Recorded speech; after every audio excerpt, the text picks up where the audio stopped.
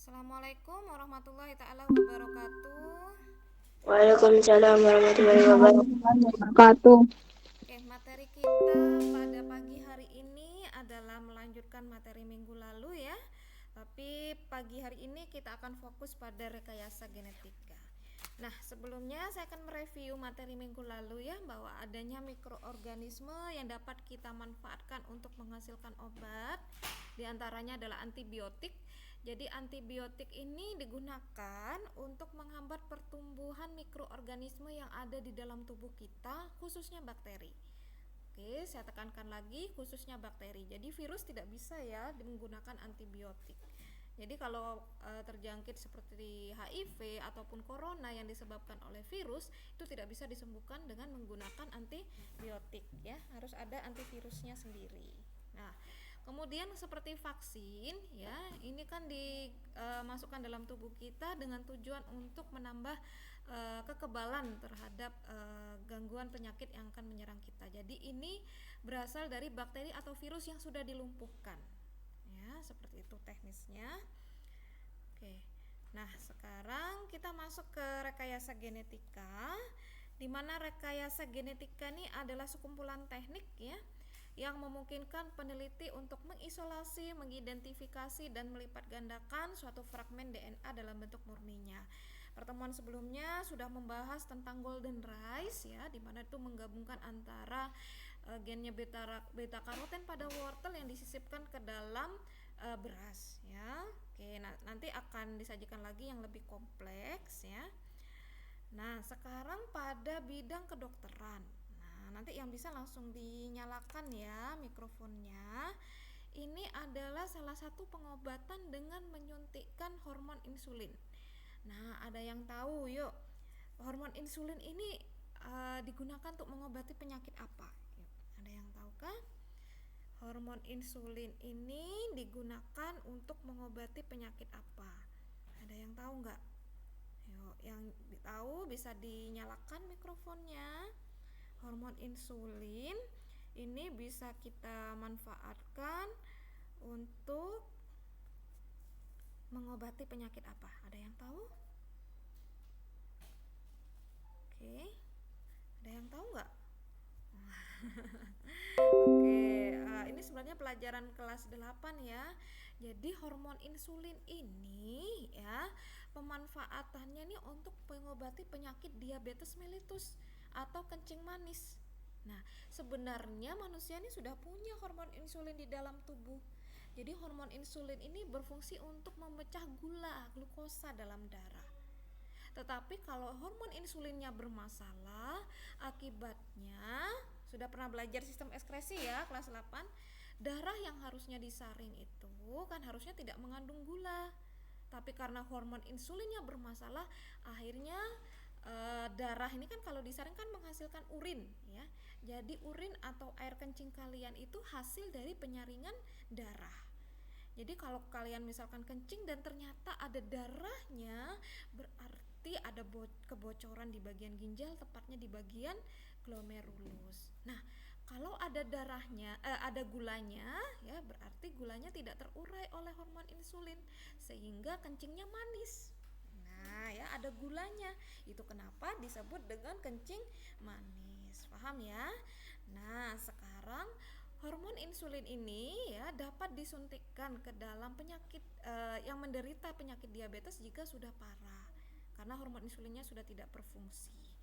Nah, ternyata untuk membuat hormon insulin ini bisa didapatkan dari bakteri E. coli. Ya, sekarang pertanyaannya, masih ingat pastinya ya, bakteri E. coli ini ada di mana yuk di tubuh manusia? Yuk, di bagian mana? Masih ingat gak? Ini pelajaran SD juga ada. Yuk, sistem pencernaan masih ingat gak? Bakteri E. coli ini terdapat di bagian mana? Yuk, silakan yang bisa dinyalakan mic-nya. Bakteri E. coli ini terdapat di mana? Di bagian tubuh manusia. Oke, ada yang bisa menjawab? Silahkan dinyalakan mikrofonnya. Oke, Sunandri mau menjawab silakan, bisa. Yuk, ayo, masa nggak ingat? Yuk, bakteri E. coli ini terdapat di mana ya di tubuh manusia? Oke, silakan ada yang bisa menjawab. Usus, Bu, usus. Ya, betul sekali. Usus. Ya, Sunandri ya. Ya, betul sekali. Terdapat di Ya. usus, tepatnya di usus besar. Nah, jadi bakteri E. coli ini bisa dimanfaatkan untuk memproduksi hormon insulin melalui teknik pencakokan gen, ya. Oke.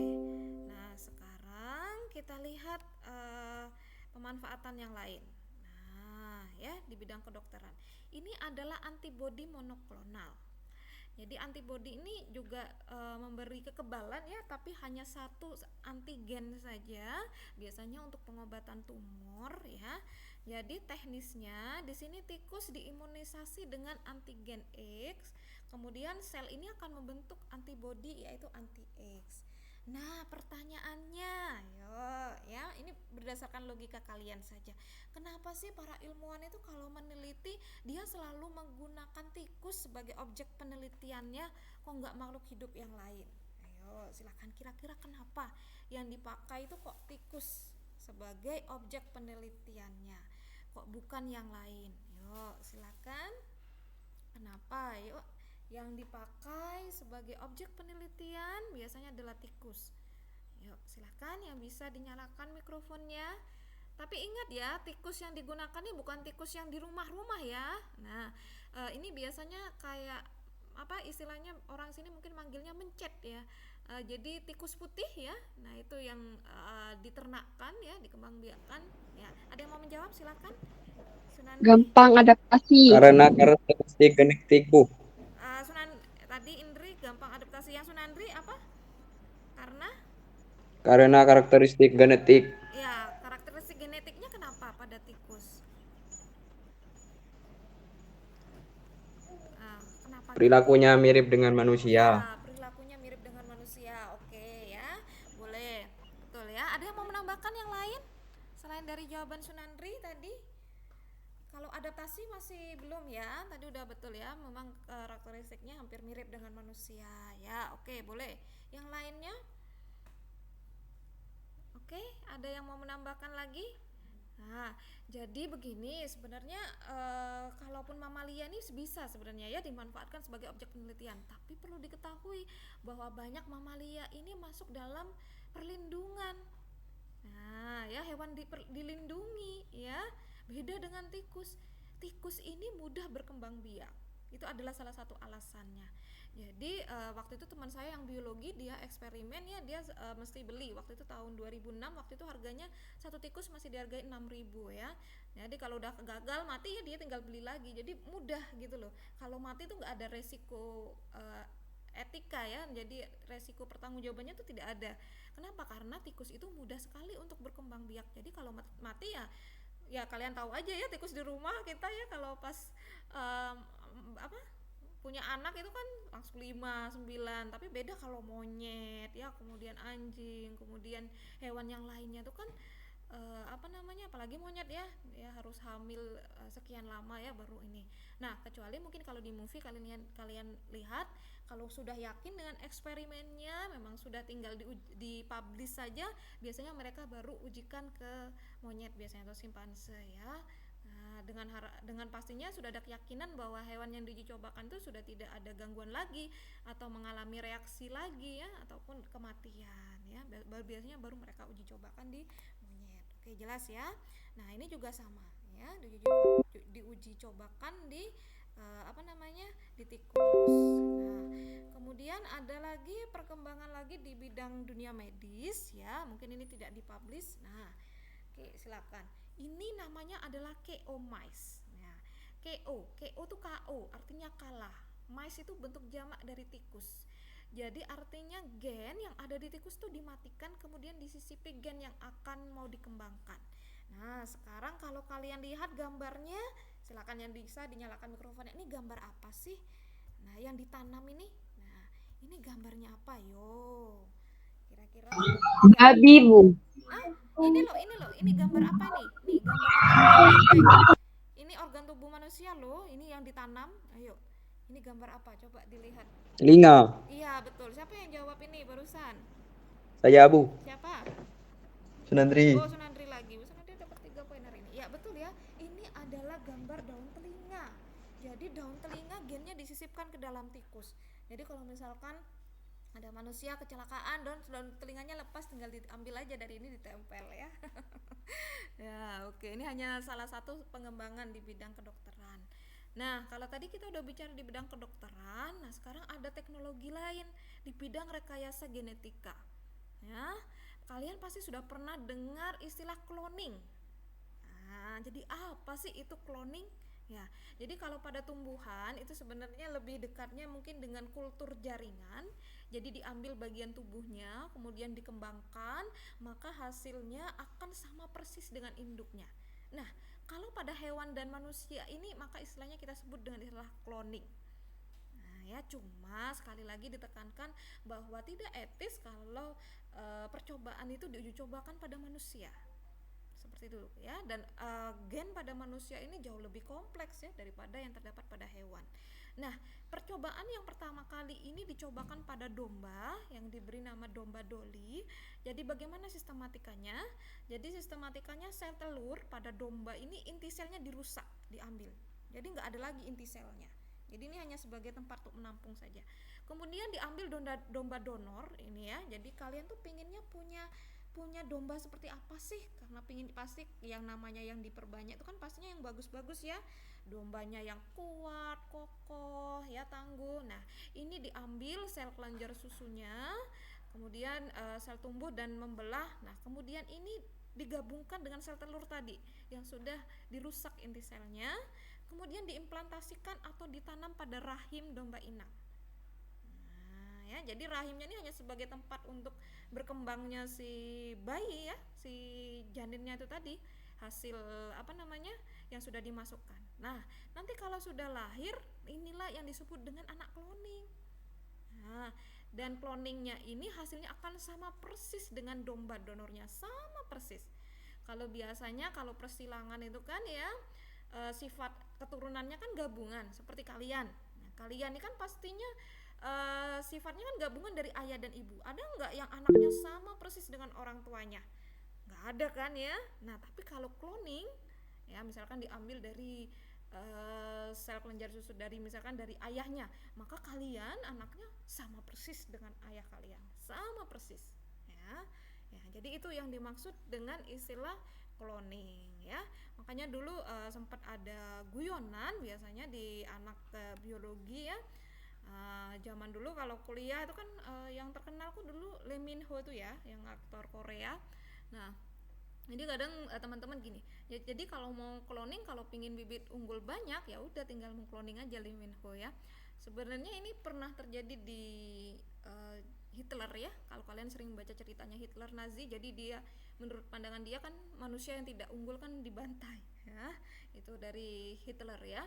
Jadi yang tersisa adalah manusia-manusia yang unggul menurut si Hitler kan begitu. Nah, ya. Oke, jadi di sini adalah cloning. Jadi kalau kalian browsing cari di internet akan banyak lagi ya hasil-hasil hewan, hasil cloning ya. Ada anjing, babi dan lain sebagainya bisa kalian lihat ya. Di situ ada banyak sekali. Nah, kemudian ini adalah pada tanaman dengan menggunakan agrobakterium. Nah, kalau tadi Bu Airin sudah banyak menjelaskan tentang hasil teknologi ya. Minggu lalu juga hasil bioteknologi di bidang pangan seperti tempe, tape ya, kemudian roti. Itu kan banyak ya manfaatnya ya.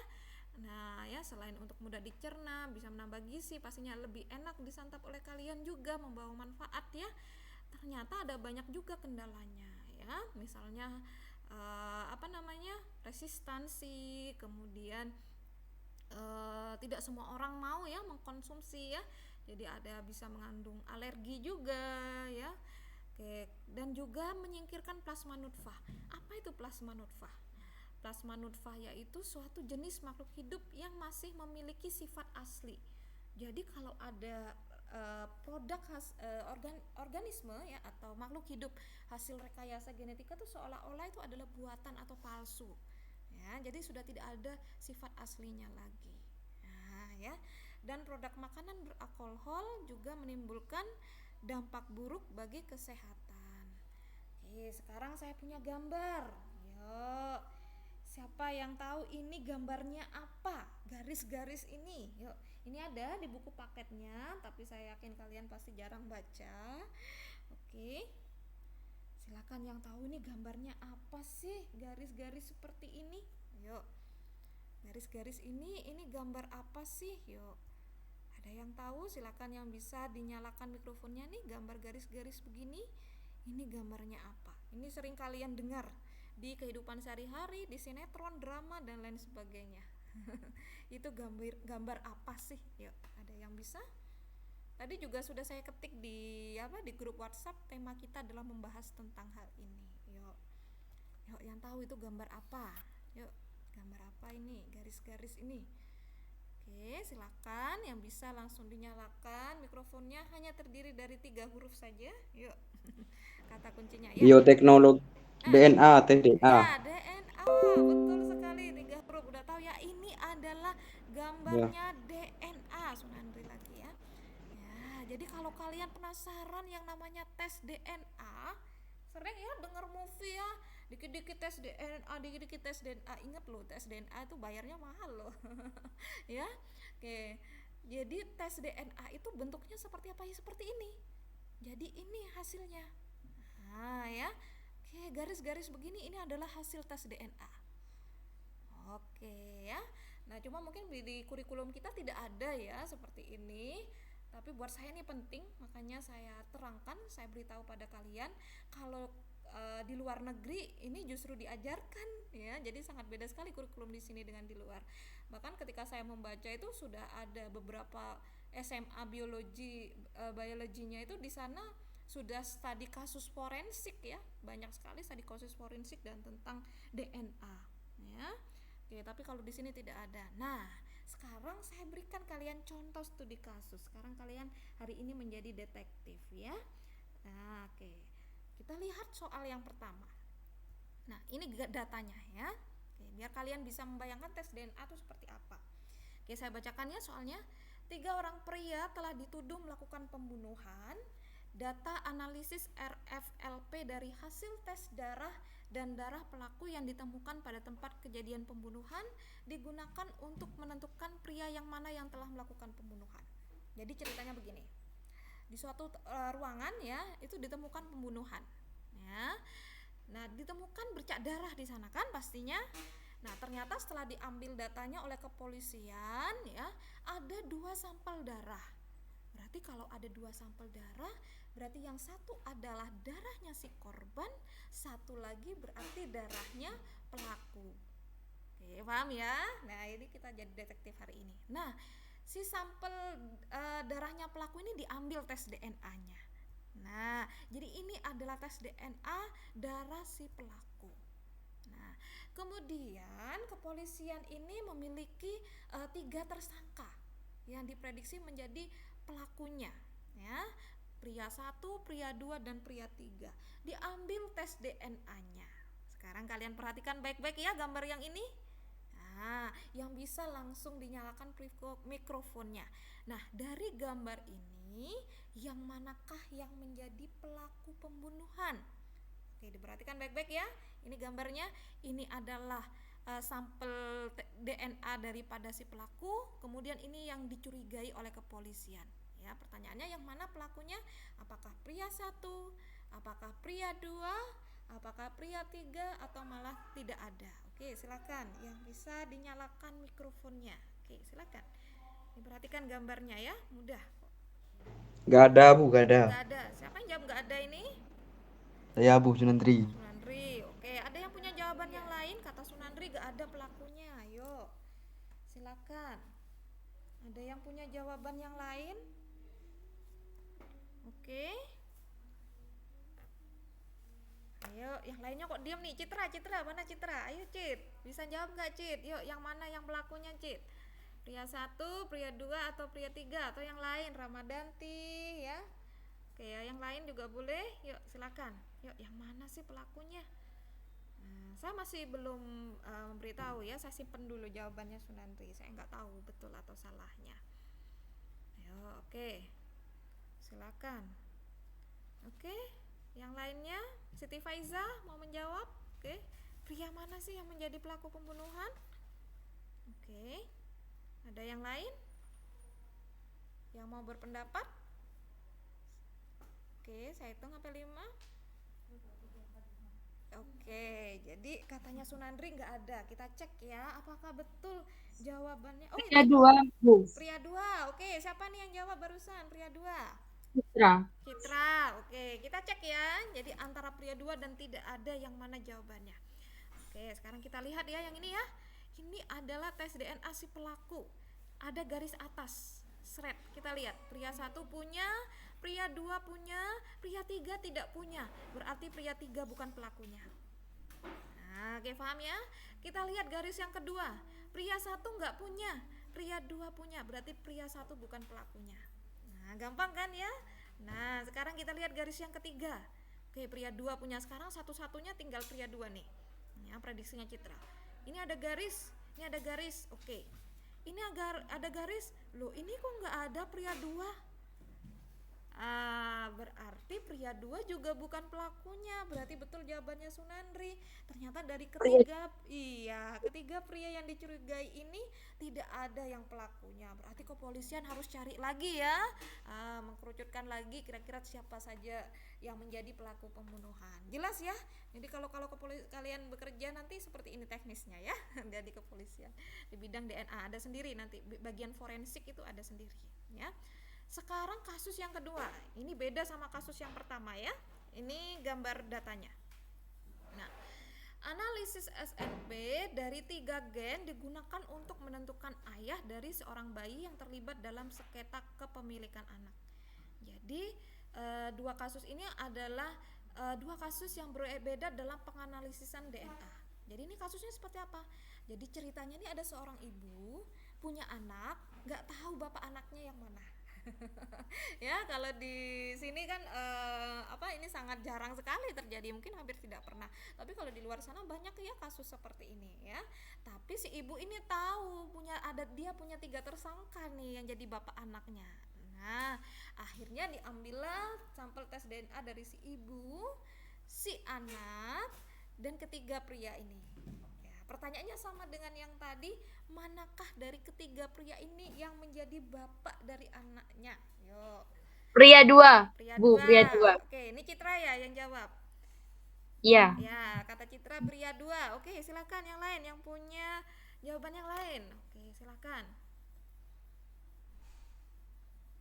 Oke, masih ada waktu, silakan dilihat baik-baik ya. Ingat ya, gambar yang ini berbeda dengan gambar yang pertama. Oke, hasil penganalisisannya beda ini ya.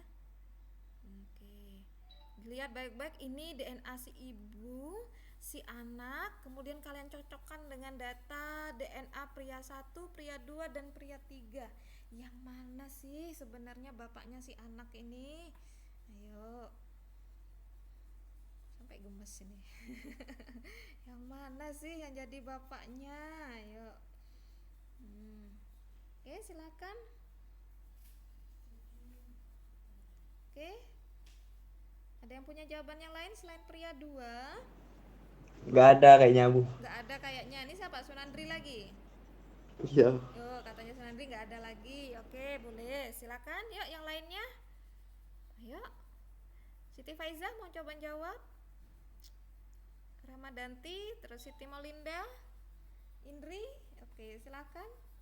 Bayu. Oke, kira-kira yang mana? Katanya Citra tadi pria 2, katanya Sunandri tidak ada. Yuk, silakan. Masih ada waktu, silakan. Ada yang mau mencoba menjawab? Yang mana menjadi bapaknya?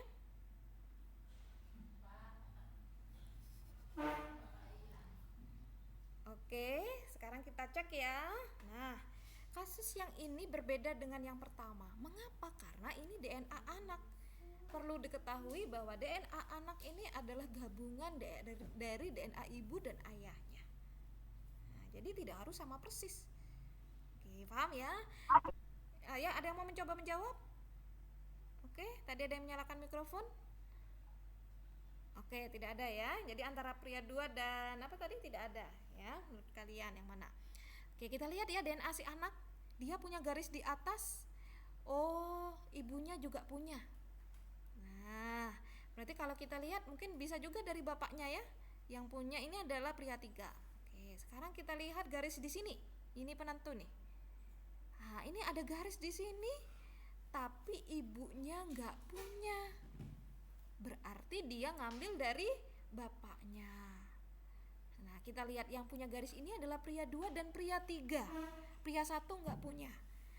Berarti otomatis pria 1 ini bukan bapaknya. Nah, oke ya. Kita lihat garis di bawahnya. Ini ada ya, ibu juga ada, pria 2 juga ada ya. Oke, pria 3 tidak ada. Garis di bawahnya ini ibunya punya, pria 2 dan pria 3 juga punya.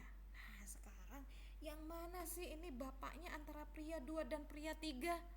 Nah, mungkin kalian kalau udah pernah lihat movie hasil tes DNA, di situ di bagian bawah akan tertulis kesimpulan. Jadi kalau dia memang anaknya, maka akan tertulis yang menjadi ayahnya itu adalah yang memiliki kesamaan paling besar dengan si anak. Biasanya akan tertulis 99% itu sama, yang artinya bahwa si anak ini adalah benar-benar anaknya. Nah, sekarang dari pria 2 dan pria 3 yang paling banyak memiliki kesamaan dengan DNA anaknya yang mana? Pria Dua. 3. Iya, Pria 2. Ayo dilihat 3. yang paling banyak kesamaannya. Dua. Ayo. 2. 2. Ya, Dua. dilihat. Ayo, anak punya Dua. ini ya. Dua. Nah, anak punya 4 garis. Ya. Yang benar-benar paling banyak samanya garisnya dengan pria 2 atau pria 3? Ayo. 2. 2. Nah, pria 2, 2 Bu. masa Bu, katanya saya pria 2 sama pria 3 sama, Bu. nggak sama loh, garis DNA-nya nggak sama.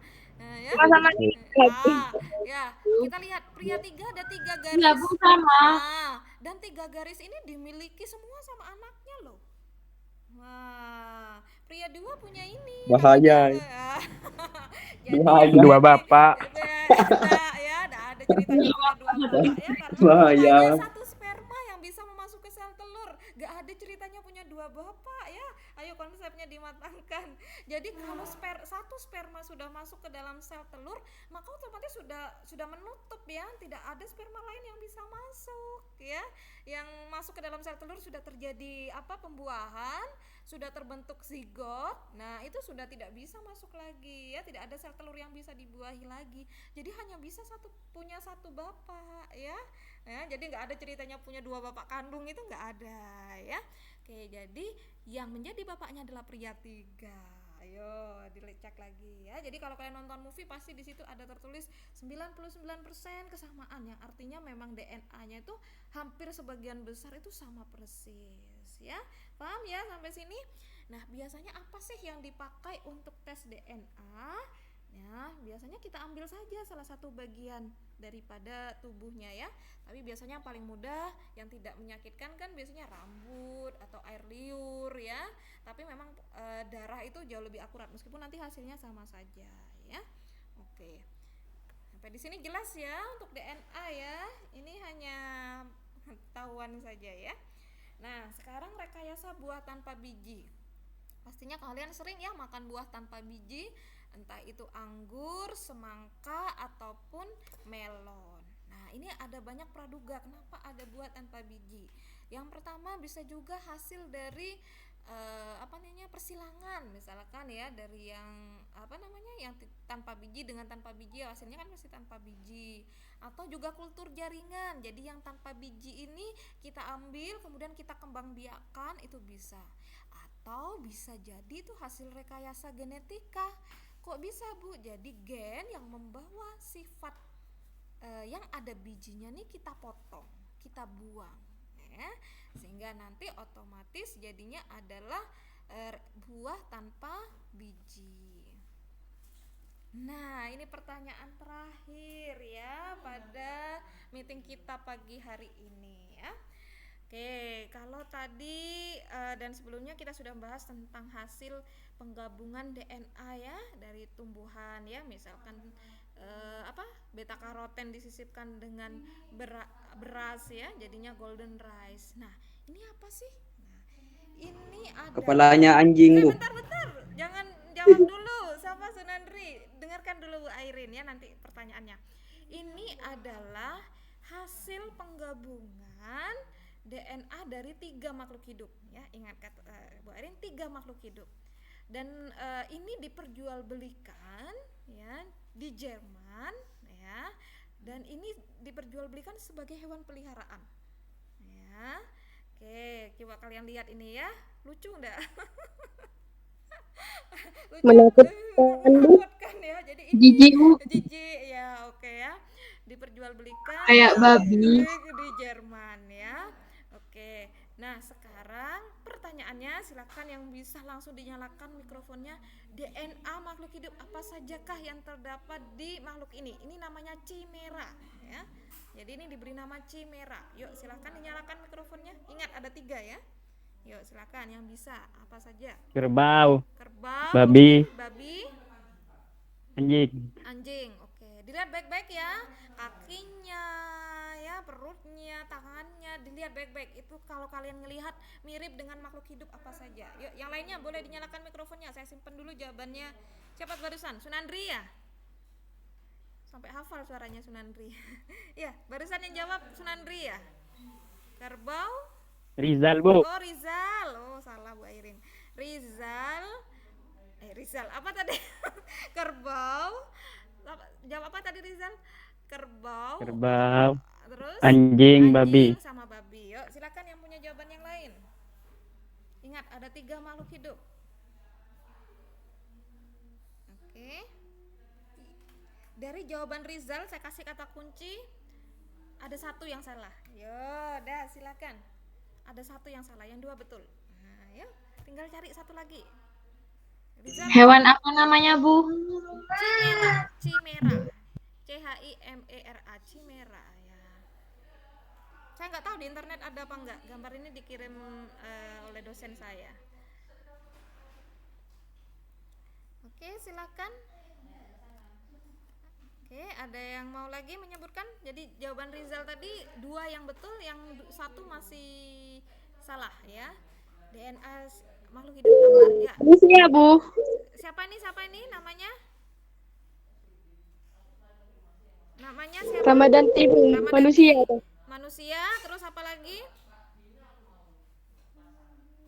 Anjing sama babi. Sama babi. Oke. Ramadanti ya udah betul ya jawabannya ya. Ya, jadi ini. Nah, coba Ramadanti, yang manusia yang mana kalau kamu ngelihat? Bagian mana yang mirip manusia? Kaki. Ya, betul iya, betul ya, ini kakinya kaki manusia. Oke, sekarang anjingnya yang mana nih bagian anjing ini? Anjing telinga. Oke, babinya. Ya, babinya yang mana? Hidung. Babinya muka. Ya, mukanya nih ya. Oke, kelihatan sekali ya, betul ya. Babi. Iya. Jadi ini adalah menggabungkan 3 gen yaitu apa tadi? Manusia, anjing dan babi. Oke, kan tadi sudah saya jelaskan Bu, bukannya tidak etis Bu ya. Gen ataupun DNA manusia ini dimasukkan dalam penelitian. Iya memang ya. Tapi ya sekali lagi kita tidak bisa memaksakan ya yang namanya ilmuwan ketika melakukan eksperimen, dan pastinya prosesnya ini tidak mudah ya seperti itu ya, dan memang seharusnya tidak etis ya. Tahu kan kalian, tidak, maksud dari kata tidak etis itu artinya tidak lazim atau tidak sopan mungkin kebahasaannya ya, dalam hal bahasa ya, tidak etis menggunakan DNA manusia sebagai eksperimen, karena manusia ini tidak bisa disamakan dengan hewan ya. Kita adalah makhluk yang mulia ya, yang punya otak, akal, perasaan, hati nurani ya, seperti itu ya. Tapi sekali lagi ya namanya kita hidup tidak hanya sendiri ya, dan kita juga memiliki banyak agama dalam kehidupan kita sehari-hari, jadi kita juga harus menghormati mereka ya. Tapi kalau untuk urusan dengan yang di atas itu adalah pastinya wajib ya. Hablum minallah wa hablum minannas. Oke, silakan kalau ada pertanyaan, materi kita udah selesai. Ada yang mau ditanyakan dulu? Gua mau tanya, Ya, itu DNA-nya yang digambar si merah itu digabungin jadi satu, tiba-tiba langsung jadi hewan kayak gitu itu, oke. Bun. Ya, jadi nah, oke. Perlu saya jelaskan kembali, yang namanya menggabungkan DNA itu prosesnya tidak mudah. Oke ya. Prosesnya tidak mudah. Seperti ini, ya. Oke, seperti ini. Ini yang sederhana saja. Ya. Jadi entah memang betul ya. Jadi kita mau diambil di bagian mana yang mirip dengan manusia ya. Jadi mungkin memang orangnya memang memasukkan DNA untuk manusianya di bagian kakinya. Ya, bagian mana untuk perutnya, bagian mana untuk kulitnya, bagaimana untuk rambut, dan itu sangat banyak sekali ya. Manusia itu memiliki banyak sekali DNA. Ya, seperti diabetes mellitus itu aja diwakili satu gen. Ya. Kemudian kulit warna hitam itu diwakili satu gen. Jadi bisa dibayangkan berapa banyak dia membuat seperti ini. Memotong-motong dan menggabungkan dengan enzim restriksi. Ya, jadi digabungkan ya. Betul sekali. Tapi mereka pasti akan ngambil ini, ambil di bagian mana, ini ngambil di bagian mana. Sama seperti kalian. Nah, kalau kalian kan prosesnya terjadi alami ya, antara ayah dan ibu. Nah, gen mana yang kalian ambil dari ayahnya? Gen mana yang ambil dari ibunya? Oh, kulit saya putih bagus seperti ibu saya mungkin. Oh, rambut saya kok keriting ya seperti ayah saya. Nah, seperti itu ya. Sebenarnya teknisnya pada individu baru. Cuma kalau pada kalian kan terjadi secara alami. Nah, kalau ini adalah direkayasa, dibuat. Oke, paham ya sampai di sini? Ya, jadi memang Paham. ya kalau kalian kan mungkin ada matanya ambil dari ayahnya, hidungnya ngambil dari ibunya gitu ya, atau mungkin ada yang sebagian besar dari ayahnya ya, yang ibu hanya sebagian kecil karena memang DNA ayahnya jauh lebih dominan dibanding DNA ibunya. Jadi seperti itu. Kalau ini kit direkayasa ya, pastinya tahapannya lebih kompleks lagi. Kalau mau buat seperti ini tidak hanya belajar biologi ya, tapi juga kimia, kemudian genetika, ini kalian pelajari. Dan di Indonesia teknologinya masih mungkin kurang terlalu ini ya. Untuk Jember saja yang memang jurusannya itu banyak sekali di bidang biotek saja kemarin baru mengembangkan tebu ya. Tapi kalau untuk hewan tuh jauh lebih kompleks daripada tumbuhan, apalagi menggabungkan antar hewan. Nah, ya, itu jauh lebih berat lagi. Oke, silakan kalau ada pertanyaan yang lain sebelum kita tutup. Oke, kalau tidak ada, terima kasih atas kehadiran kalian ya. Eh, Semoga kalian menjadi anak soleh-soleha dan mendapatkan ilmu yang bermanfaat. Oke, Bu Airin Amin. akhiri. Wabillahi taufiq walhidayah. Assalamualaikum warahmatullahi wabarakatuh. Waalaikumsalam. Warahmatullahi wabarakatuh. Dadah. Dadah. Bye bye. Bye bye.